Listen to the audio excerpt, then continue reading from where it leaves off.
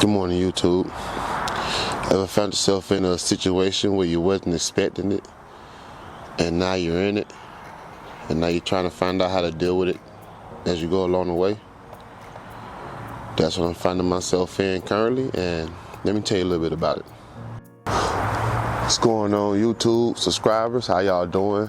Hey, before I get into this video, I want to let y'all know I am 1 subscriber away from hitting 20 subscribers. So if y'all watching this video today and you liking the content I'm bringing you, go ahead and go hit that subscribe button and make my 20 subscriber. On my way to 1,000 for the year. Let's go, baby. But I want to talk to you today about finding yourself in situations where you really wasn't expecting it. It just happened to come out of left field, and now you're finding yourself dealing with that situation. And if you're a millennial, late 30s, early 40s, like myself, you're probably finding yourself thrown into the situation of caretaking. And I'm using the term thrown in lightly because, they're our parents and we know they're going to get older, need our help, but sometimes it happens unexpectedly. Like, me, for instance, I remember the day where I actually realized I was going to have to start caretaking for my father. I was working from home. It was during the pandemic. And he called me. And he told me that, he had fallen and he needed help, getting up.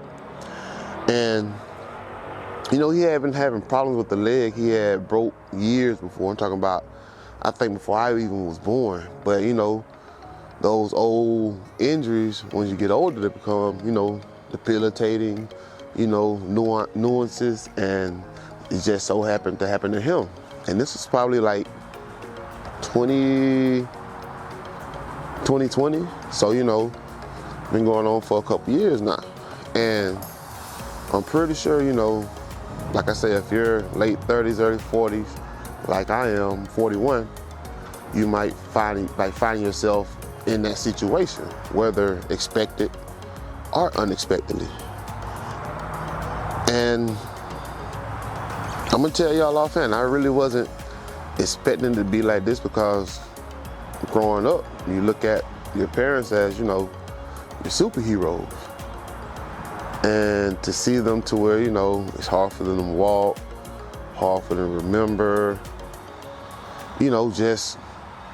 it's a struggle for basic everyday necessities, for them, then, that kind of makes you feel some kind of way, because, this is your superhero, right? But it's something I feel like, since we are put in that situation, we have to go ahead and embrace it. I mean, think about it. For all these years, even probably some people up until now, those parents, same parents, have been taking care of us from birth to, through teenage years where we gave them our ass to kiss, pardon my language, through those early adulthood years where we trying to figure out how to live. If your parents were, those parents, that you could turn to them for guidance, inspiration, information, all other sorts. And I'm 41, and I still finding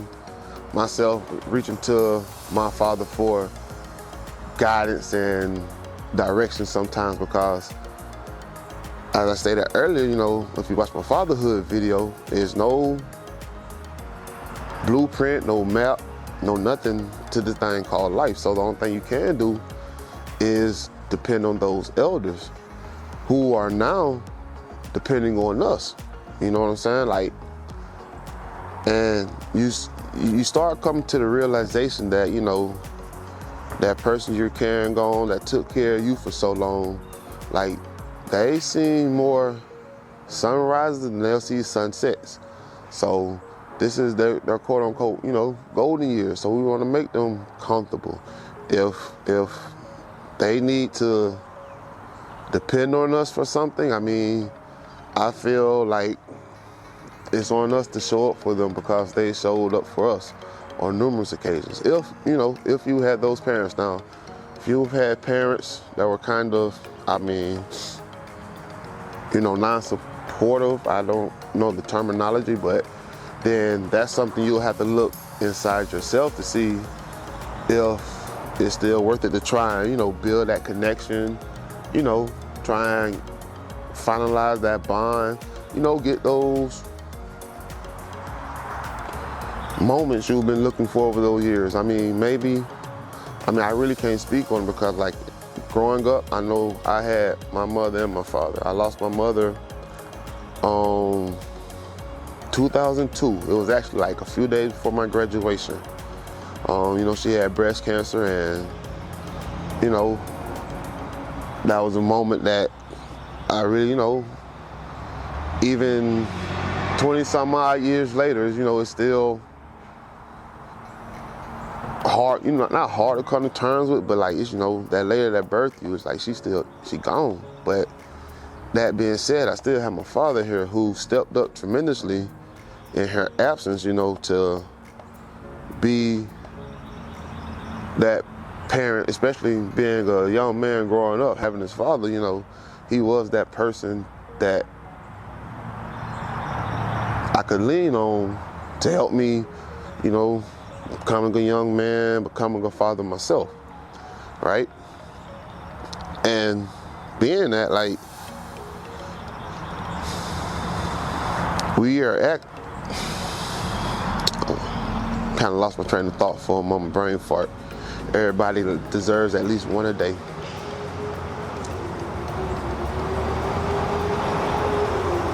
Two hours later. You know what? That's why they say planning is crucial. Like, I had a bomb, thought I was gonna bring to you, and it just, so yeah, I guess it's time for me to start planning out, my thoughts and everything. But, back to caretaking. It's, like I say, it's to the point, like, and one of the things that really might, it might bother you, like, it's always, now, if you're a family man, you gotta compensate for your time, and you have to carve in that time, to go look after that parent. Like, I know when I was working at one of my last warehouse job, I could, on my way home, swing by, my father's house for a couple hours, take out the trash, do some yard work, go grocery shopping for him. And, like, with it being on the process of being on the way home, it was no problem. But at the time, the shift worked for me, the route worked for me, and, everything just played. But now, with me working the custodial job and it being more nightly, well, now during that midday time, I'm working now, and finding myself sleeping more during the morning time because, you get off at 11 o'clock. You really ain't finna go sleep till, like, realistically 2 or 3 o'clock in the morning. You gotta have that wind down time. So now I'm making up for my sleep in the hours where I could be doing errands for him, or if I got errands for myself, now I gotta carve in that time in the, so, it's more of a process now of having to make time, to accommodate for my father. And then, sometimes you might get that unexpected call, 7, 8 o'clock at night, telling you they're hungry. And, any challenge, just like that parent wouldn't let you starve, you're not gonna let that parent hopefully not starve. Like, it might be, you might be comfortable in bed, it might be the Sunday before the work week, and you dreading work, and you get that call, and you might say a few choice words. That's understandable, but at the end of the day, you're gonna make that conscious decision, hey, I have to go and support the person that supported me. Now, I understand, and before I was into this role, I didn't understand this role. I've heard of caretaking and people saying they caretake for their parents, but it never really clicked the amount of work that goes into the caretaking. I'm not saying I do it alone because, I have my sister with me, but like I stay fairly closer to my father, and I guess it's more of a comfort factor of who they're comfortable with calling. And like I said, I have no problem at all, going and, lending him the hand.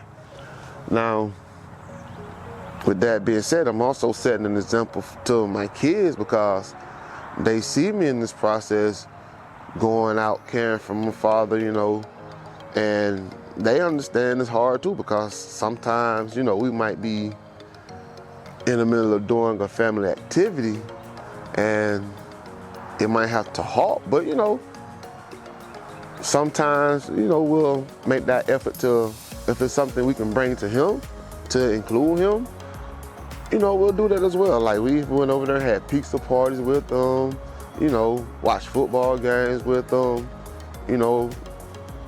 while we're cleaning up, had a kid like my daughter, she wants to be a barber. Well, one of her main tasks now is she goes over and cuts her grandfather's hair.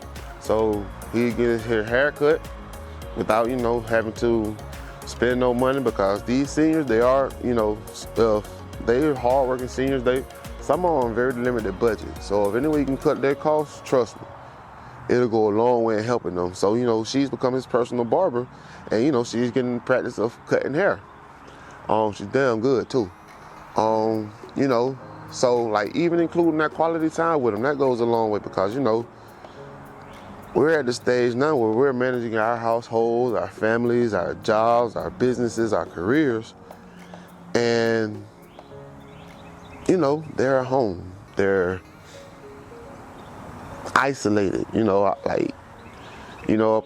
until a couple of years ago, my dad had a dog. That kept him company, but unfortunately, she passed along, and so now it is just him. So if you do find yourself to where you can find an inclusive activity for, that senior or that elder person you're caretaking for, go ahead and include them. It'll definitely go a long way, in building their morale and bringing a smile to their face. Caretaking involves more than just, running errands and helping them pay bills. Like, help uplift them, help bring some joy to their day. Like, these are people who went above and beyond for us growing up, and they're still going above. Like myself right now, my truck broke down, and that was going to be a major burden because I used my truck to go to work and to take care of my father. But I was fortunately able to borrow my father's car for a couple weeks till I'm able to, work with these banks and get me a car.